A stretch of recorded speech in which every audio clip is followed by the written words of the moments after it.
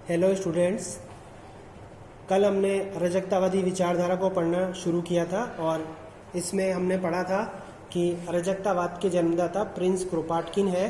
अराजकतावाद जो शब्द है वो ग्रीक शब्द अनार्किया से मिलकर बना है, जिसका अर्थ है शासन का अभाव, व्यवस्था का अभाव। हमने इसके प्रतिपादकों के बारे में पढ़ा था और इसके प्रतिपादक थे प्रिंस क्रोपाटकिन, इसके अलावा बाकुनिन, थोरियो, प्रोंधा और इसके अलावा भारतीय राजनीतिक विचारकों में विनोबा भावे और महात्मा गांधी का नाम भी आता है और ये दोनों ईसाई अराजकतावादी माने जाते हैं। लियो टॉल्स्टॉय भी ईसाई अराजकतावादी है। इसका जो उद्देश्य था वो मैंने आपको बताया था, राज्यविहीन वर्गविहीन समाज की स्थापना करना। तो इतना हम पढ़ चुके थे और इसका विकास किस प्रकार से हुआ था, इसकी उत्पत्ति क्यों हुई थी अराजकतावाद की, इसके बारे में हम पढ़ चुके थे। आज हम पढ़ेंगे कि अराजकतावाद के प्रमुख लक्षण जो हैं वो कौन कौन से हैं। देखिए, कल हमने जो चीज़ें पढ़ी थी आज उसके बाद हम पढ़ने वाले हैं और वो है अराजकतावाद के प्रमुख लक्षण। पहला लक्षण है राज्य का विरोध, और राज्य का विरोध किन आधारों पर किया गया है? स्वाभाविकता के आधार पर, नैतिकता के आधार पर, स्वतंत्रता के आधार पर, ऐतिहासिक आधार पर और आर्थिक आधार पर। तो राज्य का विरोध अराजकतावादियों में क्यों है या क्यों किया अराजकतावाद का विरोध? तो सबसे पहली बात तो ये कि अराजकतावादी राज्य को अनावश्यक संस्था मानते हैं। राज्य को अनावश्यक संस्था मानते हैं। इसके अलावा इसकी कोई उपयोगिता नहीं स्वीकार करते और वे प्रत्येक प्रकार की सरकार का, प्रत्येक प्रकार की शासन व्यवस्था का, प्रत्येक प्रकार के नियंत्रण का विरोध करते हैं। अगर वो व्यक्ति पर किसी का नियंत्रण स्वीकार करते हैं तो वो है व्यक्ति का स्वयं पर नियंत्रण, और किसी का नियंत्रण वो स्वीकार नहीं करते। वे ये कहते हैं कि मैं विरोध करता हूँ किसका? व्यक्तियों द्वारा, व्यक्तियों के नेतृत्व का, और उस चक्कर में एक व्यक्ति क्या करता है? दूसरे का शोषण करता है।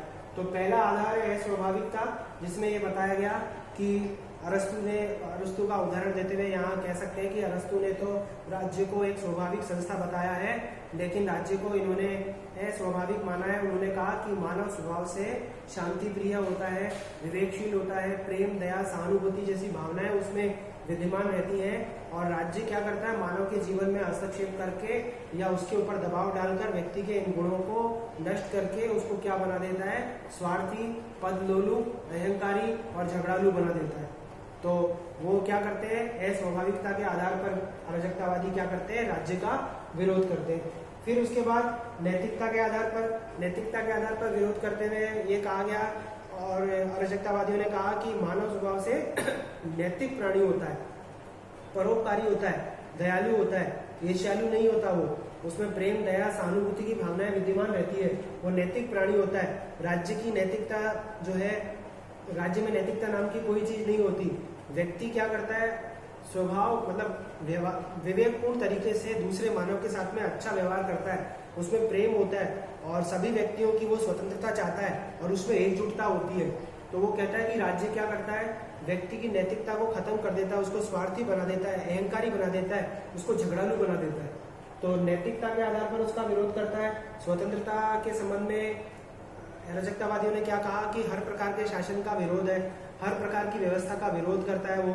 तो वो ये कहता है कि राज्य के कार्य व्यक्ति की स्वतंत्रता को छीनते हैं, राज्य के कार्य व्यक्ति की स्वतंत्रता को छीनने वाले होते हैं। तो इसलिए वो स्वतंत्रता के आधार पर भी राज्य का विरोध करता है। वो कहता है कि राज्य व्यक्ति को स्वतंत्रता नहीं देता बल्कि उसकी स्वतंत्रता को छीनता है। राज्य के जन्म से पहले भी व्यक्ति जो था वो स्वतंत्र जीवन जीता था और ऐच्छिक समुदायों में रहकर व्यक्ति अपनी जरूरतों को पूरा करता था और स्वतंत्रता का उपभोग करता था। इसलिए राज्य की कोई भी आवश्यकता नहीं है। ऐतिहासिक आधार पर भी इसी प्रकार की बात कह सकते हैं कि जब राज्य का जन्म नहीं हुआ था तो उससे पूर्व भी मानव समूह में रहते थे, अपनी जरूरतों को पूरा किया करते थे, और राज्य का जन्म तो हिंसा के कारण हुआ है, इसलिए वो हिंसा तो करेगा ही। इस प्रकार की बात जो है वो अराजकतावादी राज्य का विरोध करने के संबंध में कहते हैं। तो इतिहास इस बात का गवाह रहा कि राज्य के कार्यों ने मानव का शोषण ही किया है। फिर आर्थिक आधार पर, चूंकि राज्य पूंजीवाद का समर्थन करता है, संपत्ति का समर्थन करता है, तो वो ये कहता है कि अराजकतावादी यहाँ ये कहते हैं कि व्यक्तियों की संपत्ति को छीनने वाला बन जाता है राज्य, क्योंकि ये पूंजीवाद का समर्थक होता है और पूंजीवाद के कारण समाज में संपत्ति का अस्तित्व भी रहता है, और थोड़ी संपत्ति व्यक्ति को और अधिक संपत्ति कमाने के चक्कर में क्या कर देती है? व्यक्ति को दूसरे व्यक्ति का शोषण करने के लिए मजबूर कर देती है। और पूंजीवाद में तो क्या होता है? श्रमिकों का शोषण होता है, गरीबों का शोषण होता है, तो इसलिए अराजकतावादी क्या करते हैं, पूंजीवाद का भी विरोध करते हैं, संपत्ति का भी विरोध करते हैं और आर्थिक आधार पर भी वो क्या करते हैं, राज्य का विरोध करते हैं। और ये कहते हैं कि राज्य के बिना भी व्यक्ति अपनी जरूरतों की पूर्ति कर लिया करता था और राज्य व्यक्ति की संपत्ति को छीनने वाला होता है। पूंजीपतियों के हाथों में व्यक्तियों के शोषण का साधन होता है, इसलिए वो राज्य का क्या करते हैं, विरोध करते हैं। तो राज्य का विरोध कुल मिलाकर ये है, हर प्रकार की शासन व्यवस्था का, सरकार के प्रत्येक प्रकार के रूप का कौन विरोध करते हैं, अराजकतावादी। फिर उसके बाद में मानव के सात्विक गुण कौन से होते हैं, प्रेम, दया, सहानुभूति, विवेकशीलता, ये सारे उसके गुण है जिसके कारण मानव क्या माना जाता है, सात्विक प्राणी माना जाता है। लेकिन जब राज्य मानव पर दबाव डालता है, कानूनों का पालन करने के लिए उसको बाधित करता है, तो उसकी नैतिकता भी खत्म हो जाती है, उसकी विवेक प्रियता भी खत्म हो जाती है, उसकी विवेकशीलता खत्म हो जाती है, उसमें ईर्ष्या की भावना आ जाती है, उसमें स्वार्थ की भावना आ जाती है और एक मानव दूसरे मानव का शोषण करने लग जाता है। वो मानव के सात्विक गुणों में विश्वास करता है और मानव को स्वभाव से अच्छा प्राणी मानता है। फिर प्रतिनिधित्मक सरकार का विरोध, यानी कि वो लोकतंत्र का विरोध कर रहा है। वो ये कह रहा है कि जिन शासन व्यवस्थाओं में जनता अपने प्रतिनिधियों के माध्यम से शासन का कार्य करती है, वहां पर जनता के जो चुने हुए प्रतिनिधि होते हैं वो कुछ समय बाद भ्रष्ट हो जाते हैं, जनता से किए हुए वायदों को भूल जाते हैं और वो जनता का ही शोषण करने लग जाते हैं जिन्होंने की उसको सत्ता दी होती है, और वो बजाय जनता के हितों की पूर्ति करने के अपने हितों की पूर्ति करना शुरू कर देते हैं। तो वो प्रतिनिधित्मक शासन का विरोध करते हैं। फिर उसके बाद धार्मिक पाखंडों का विरोध किया, जैसे त्रोंधा जो है वो चर्च को न्याय का शत्रु मानता है। त्रोंधा क्या मानता है, चर्च को न्याय का शत्रु मानता है और त्रोंधा कहता है कि ईश्वर में विश्वास करना कायरता है, बेवकूफ़ी है, ईश्वर ढोंग है, ईश्वर आपत्ति है, ईश्वर दुखद है।